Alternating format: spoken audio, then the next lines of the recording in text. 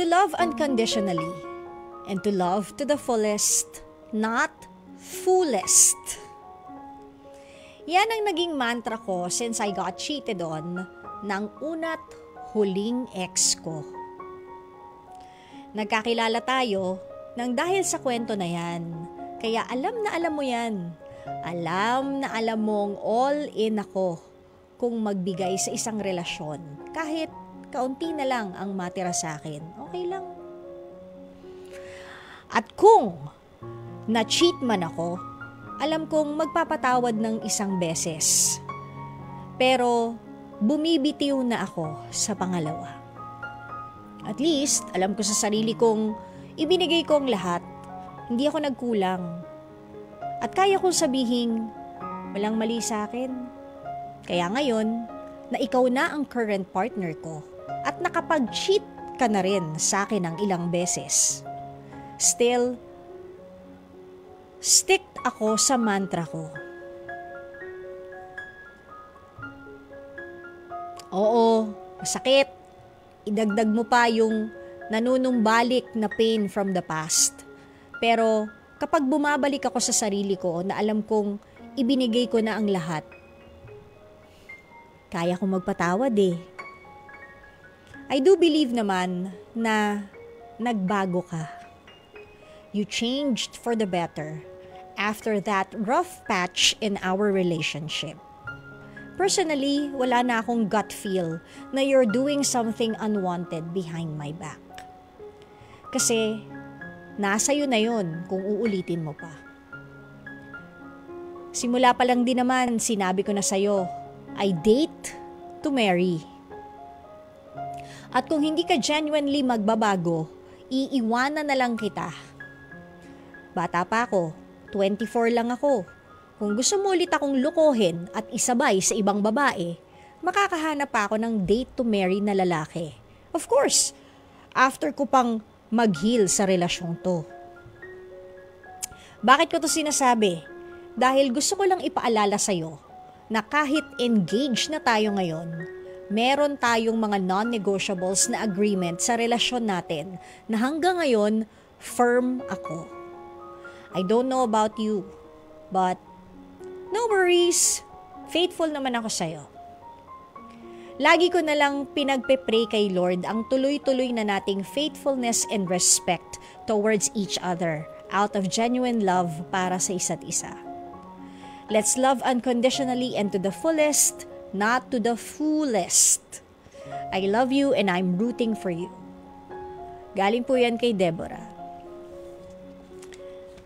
So, i-correct lang natin. Isang beses pa lang nakakapag-cheat yung current niyang partner ngayon. But they are already engaged. 'Di ba? Siguro alam niyo kanya-kanya naman tayo ng nobody actually has the right to interfere with your love life. Unless may bugbuga na o may pisikalan nang nangyayari. Pero kasi, kapag tumibok ang puso, wala ka nang magagawa kundi sundin ito. Shalam dalam, dunalam. Oh.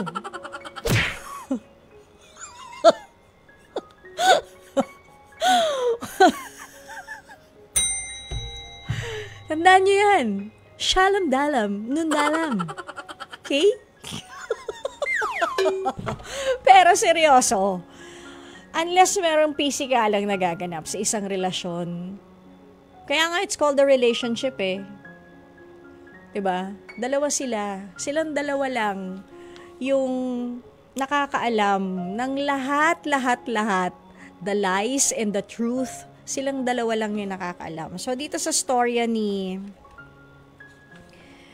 Deborah, nasabi nga niya, marunong siyang magpatawad and hindi na rin naman niya nararamdaman o hindi na siya kinukutuban na meron ng iba yung current niya.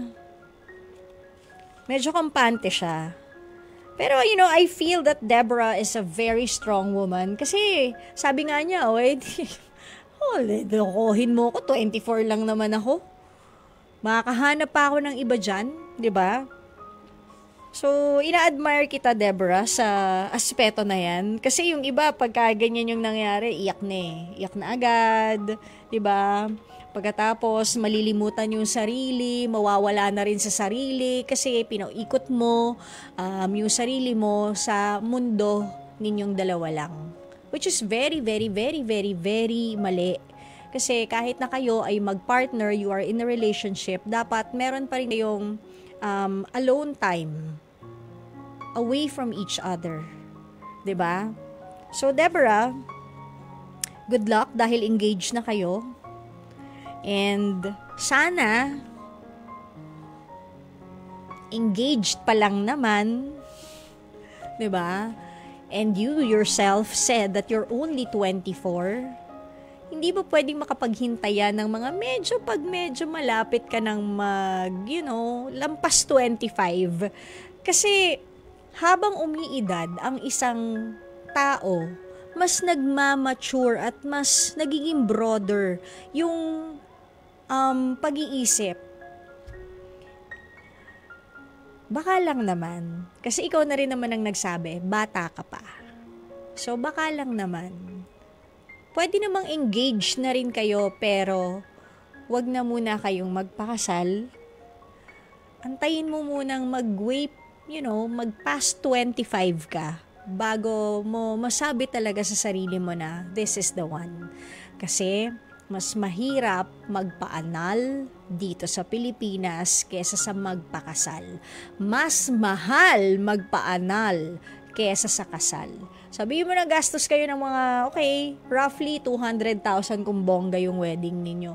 Pero magkano ang anal? Lagpas 500,000. Ay, grabe. So, ayan ha, Deborah, but I do admire your courage. Yan dapat. Yan talaga dapat, di ba? Tayo mga babae, hindi tayo naghahabol. Tayo dapat yung hinahabol. Habulin mo ako. Ay, iba pala yun. Sorry, iba pala yun.